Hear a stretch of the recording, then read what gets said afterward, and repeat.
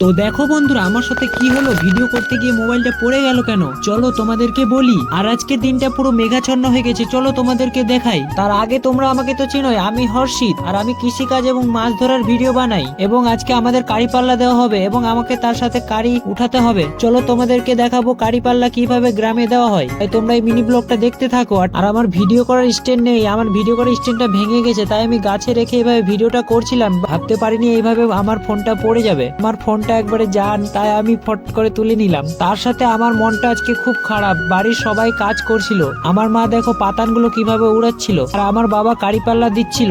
আসলে এই কারি পাল্লাটা দেওয়ার জন্য আমার বাবাকে লোকের বাড়ি কাজ করতে যেতে হয়, কারণ কারি পাল্লা দেওয়া মুখের কথা না, একবার জল ঢুকে গেলে সব কারি নষ্ট হয়ে যাবে। আমার বাবা অনেক বছর আগে একবার কারি পাল্লা দিছিল, আর ভালো হয়েছিল, তাই আমার বাবাকে বললাম তুমি দিয়ে দাও বাবা। আর আমি এইভাবে কারিগুলো দিচ্ছিলাম। আর আমাদের বাড়ি একটাই নালায়ক ছিল, আমার দিদি ওই বিছানায় শুয়ে শুয়ে ফোন দেখছিল।